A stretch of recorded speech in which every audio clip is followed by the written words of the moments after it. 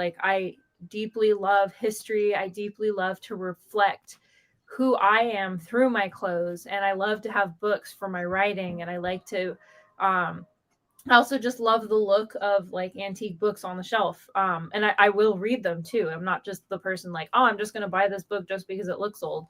Um, but I think a lot of people fall into that trap where they are buying those things because of how it makes them look. They're buying those things because, well, people like me do this, so I have to do that too. Or I want to be that way. And so I have to buy those things so I come off as that person. And I think that's really where people start messing up in that sense, when they stop being themselves and start trying to be other people.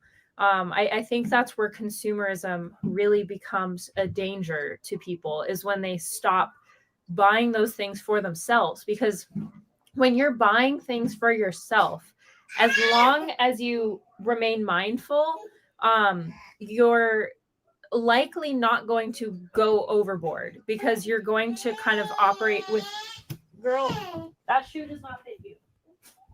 Trying to shove her foot into an old shoe.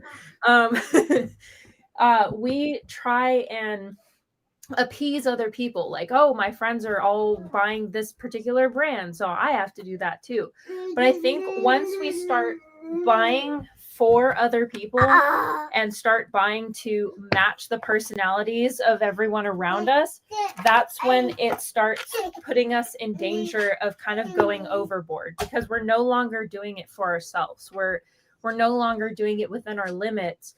We're doing it for everyone else. And when it's for everyone else, there are no limits, because there's always going to be, like, if you're trying to match what 10 people around you are getting, you're going to be accumulating 10 people or more's worth of stuff. You're not going to be buying just the things that work for you. And I think that's the trap that a lot of people are finding themselves in now, where they feel like they have to match all of these different lifestyles that they see. Oh, well, the Kardashians bought that, and this singer that I like bought that, and those people bought that. My neighbors got this, and my friends got that. And so they're not buying for themselves anymore. And they're not adhering to their own limitations. They're not adhering to the things that work for them. They might be buying products that don't work for their skin. They might be wearing clothes that don't fit for their body. They're buying books that they actually aren't interested in reading. And so I think that's kind of where the line is drawn, is once you start buying for other people, to impress other people, as I said in the quote, buying things with money, buying things we don't need with money we don't have to impress people that we don't like. Once you start doing that, that's when it puts you in danger of going way overboard, because you're no longer trying to match what you personally need. And I think a lot of people live that life today. I don't think it changed.